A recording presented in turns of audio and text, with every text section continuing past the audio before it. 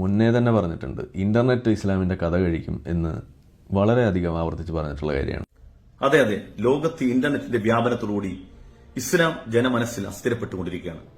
ഇസ്ലാം അതിന്റെ അസ്തമാനത്തിലേക്ക് അതിവേഗം ഗമിച്ചുകൊണ്ടിരിക്കുകയാണ്. ഇതൊരു മലർപ്പൊടിക്കാരന്റെ കേവല സ്വപ്നം മാത്രമല്ല. ഇങ്ങനെ സ്വപ്നം കണ്ട ഒരുപാട് പേര് ഇതിനു മുമ്പ് ഉണ്ടായിരുന്നു. സൽമാൻ റുഷ്ദി സാത്താനിക് വേഴ്സസ് രചിക്കുമ്പോൾ അദ്ദേഹം ഇങ്ങനൊരു കിനാവ് കണ്ടിരുന്നു.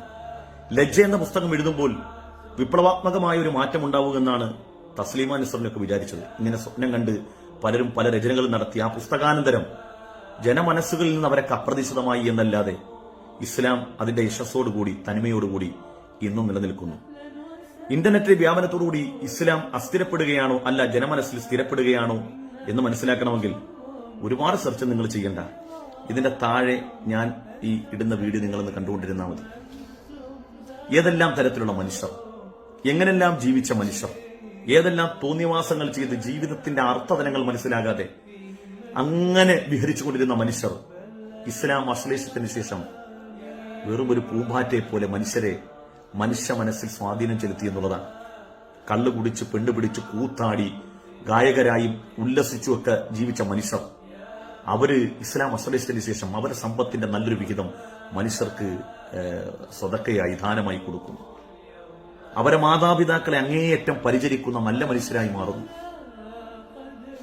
ഭൂമിയിലൂടെ നടക്കുമ്പോൾ പോലും എളിമയുടെയും ആ വിനയത്തിന്റെയും ഏറ്റവും പാരമ്യമായ അർത്ഥതലങ്ങൾ സ്വന്തം ജീവിതം കൊണ്ട് അവർ കാണിച്ചു തരുന്നു. എത്ര ഉദാഹരണങ്ങൾ. ബോക്സിംഗ് താരം മുഹമ്മദ് അലിയെ മാത്രം നമ്മൾ ഇവിടെ ഉദ്ധരിച്ചാൽ മതി. അതിനപ്പുറം ആരിഫ് ഹുസൈനോട് എനിക്ക് സരളമായി ചോദിക്കാനുള്ളത്, ഈ ഞങ്ങളെല്ലാം മതം ഉപേക്ഷിച്ച് ലോകത്തുനിന്ന് ഈ ഇസ്ലാം അങ്ങ് സ്ഥിരപ്പെട്ടു പോട്ടെ, ഓക്കെ ശരി, ബദൽ സംവിധാനം, ഇവിടെ മാനവിക മൂല്യങ്ങൾ നിലനിൽക്കാൻ ബദൽ സംവിധാനം എന്താണ്? എന്ത് പ്രത്യയശാസ്ത്രമാണ് നിങ്ങളുടെ കയ്യിലുള്ളത്? ഞാനിങ്ങനെ ആലോചിച്ചു പോയി. 2025 പിറന്നതിന് ശേഷം ഒരു മാസത്തിനുള്ളിൽ 100 കണക്കിന് കൊലപാതകം ഈ കേരളക്കരയിലുണ്ടായി. അതിനെ അധികരിച്ചുകൊണ്ട് ഒരു വീഡിയോയെങ്കിലും പൊതുസമൂഹത്തിന് ഒരു അവയർനെസ് വീഡിയോ, സമൂഹം സമുദ്ധരിക്കപ്പെടാൻ വേണ്ടി ജനമനസ്സിൽ വലിയ മാനവികതയുടെ സന്ദേശം ഉണർത്തിക്കൊണ്ട് അവരെ ഹൃദയത്തെ സ്വാധീനിക്കുന്ന ഏതെങ്കിലും ഒരു വീഡിയോ അങ്ങയുടെ പക്ഷത്തുനിന്നുണ്ടായോ? എങ്ങനുണ്ടാകും? എന്തു പറഞ്ഞ് ഈ മനുഷ്യരെ ഹൃദയത്തെ നിങ്ങൾക്ക് സ്വാധീനിക്കാൻ കഴിയും? എന്നാൽ സകല തെമ്മാടിത്തരവും കാണിച്ച് ഭൂമിയിൽ അഹങ്കരിച്ച് നടന്ന മനുഷ്യരോട് വിശുദ്ധമായി ഖുർആൻ പറഞ്ഞു, വലാ തംശീ ഫിൽ അർദി മറഹ, നീ ഭൂമിയിലൂടെ അഹങ്കരിച്ചൊന്നും നടക്കണ്ട, നീ എളിയവനായി നടക്ക്. ഈ ഭൂമി മുഴുവനും പ്രകാശം പരത്തുന്ന സൂര്യനല്ല നീ, ചന്ദ്രനല്ല നീ, അനന്തകോടി നക്ഷത്രങ്ങളിൽ ഒന്നുപോലെയല്ല നീ, താരങ്ങളല്ല നീ, ഭൂമിയോ ആകാശവും അല്ല നീ. അങ്ങനെ നിസ്സാരനായ നീ ഈ ഭൂമിയിൽ അഹങ്കരിച്ച് നടക്കണ്ട. അനേകായിരം സൃഷ്ടികളിൽ ഒന്നു മാത്രമാണ് നീ. അതുകൊണ്ട് ഭൂമിയിലൂടെ നീ സാവധാനം നടക്കൂ. ആ മനുഷ്യർ ആ സൃഷ്ടാവിന്റെ കൽപ്പന നെഞ്ചോട് ചേർത്ത് ഏറ്റവും ഉത്തമ ഉദാത്തരുമായ മനുഷ്യ സമൂഹമായി അവർ മാറി എന്നുള്ളതാണ്. കേരളത്തിലുള്ള ഏതെങ്കിലുമൊക്കെ ചാവാലി മുസ്ലിമീങ്ങളെ കണ്ട്, ഏതെങ്കിലുമൊക്കെ വിദ്വേഷികളെ കണ്ട് ലോകത്തുള്ള മുഴുവൻ മുസ്ലിമീങ്ങളെയും നിങ്ങൾ അണ്ടർസ്റ്റിമേറ്റ് ചെയ്യുമ്പോൾ നിങ്ങൾ മനസ്സിലാക്കണം, ഇങ്ങനെയൊക്കെ തോന്നിവാസികളായിരുന്ന മനുഷ്യർ ഇസ്ലാം എന്ന പ്രത്യയശാസ്ത്രം നെഞ്ചോട് ചേർത്ത് ഏറ്റവും നല്ല ഉത്തമരും ഉദാത്തരുമായ മനുഷ്യരായിട്ടുണ്ട്. ഇന്ന് കേരളക്കരയിൽ നമുക്കെല്ലാം അറിയാം, സഹജീവി സ്നേഹം കൊണ്ടും സാമ്പത്തികമായ ഉദാരത കൊണ്ടും പലരും ഏറെ ഹൃദയത്തിൽ ഏറ്റെടുത്ത ഒരാളാണ് എം എ യൂസുഫ്. അദ്ദേഹത്തോട് ചോദിക്കുന്നുണ്ട്, എങ്ങനെയാണ് ഇത്രയും സമ്പത്തുകൾ ചെലവഴിക്കുന്നത്? അദ്ദേഹം ലളിതസുന്ദരമായി പറഞ്ഞ മറുപടി എന്താണ്? ഞാൻ സമ്പാദിക്കുന്ന സമ്പാദ്യത്തിന്റെ നിശ്ചിതമായ തുക മറ്റുള്ളവരിലേക്ക് ഞാൻ ദാനം ചെയ്തില്ല എങ്കിൽ എന്റെ മണി വൈറ്റ് ആകൂല, ബ്ലാക്ക് ആകുമെന്ന്. എത്ര നാളുകൊണ്ട് യൂട്യൂബിൽ വിദ്വേഷം പറഞ്ഞ് എന്തെല്ലാം സമ്പാദിക്കുന്നു. സമൂഹത്തിന് എന്ത് ഗുണമാണ് ആരിഫ് ഹുസൈൻ ചെയ്തത്? എന്ത് നന്മയാണ് ചെയ്തിട്ടുള്ളത്? ഈ നാട്ടിലുള്ള സാധാരണക്കാരായ ഹൈന്ദവ സഹോദരങ്ങളെയും ക്രൈസ്തവ സഹോദരങ്ങളുടെയും ഇസ്ലാം വെറുപ്പ് ഉൽപ്പാദിപ്പിച്ചു എന്നുള്ളതല്ലാതെ സമൂഹത്തിന് ഏതെങ്കിലും ഗുണകരമായ അനുചിതമായ ഏതെങ്കിലും തരത്തിലുള്ള ഒരു വീഡിയോ അങ്ങ് ചെയ്തിട്ട് ഞാൻ കണ്ടിട്ടില്ല.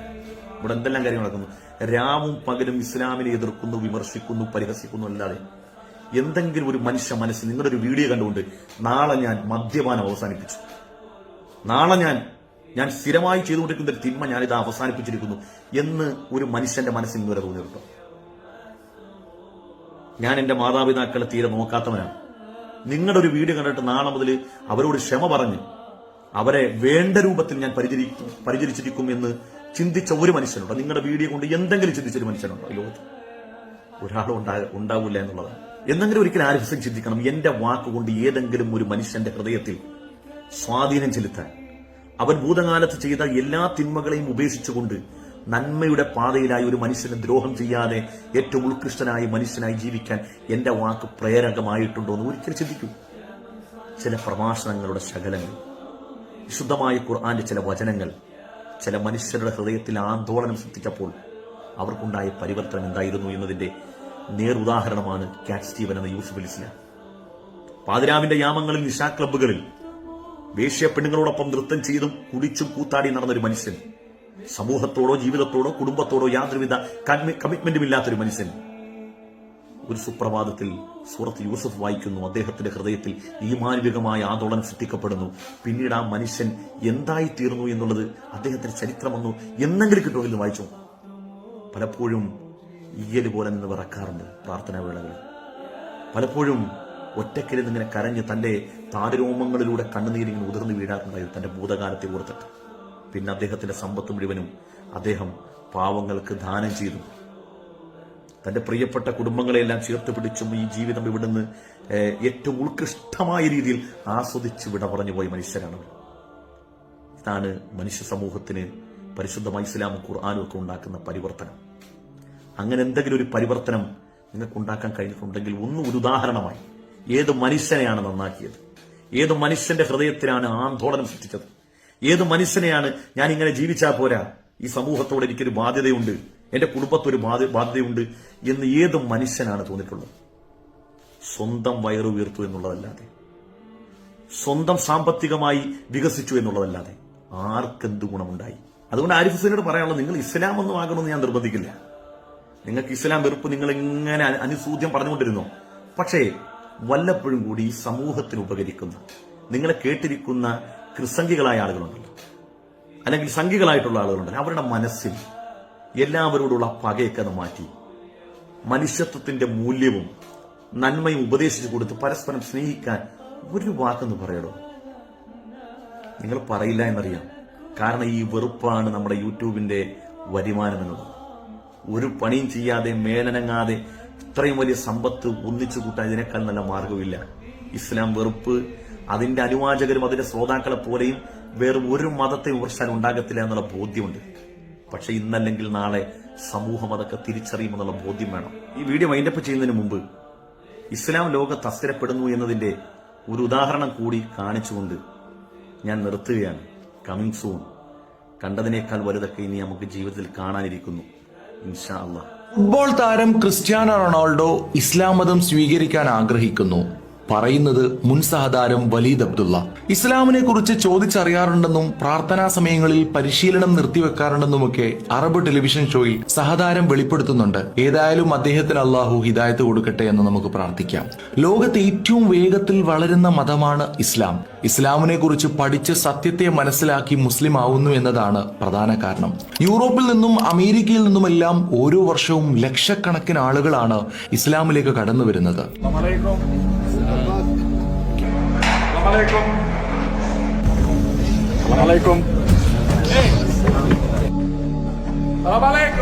Assalamualaikum. Thank you.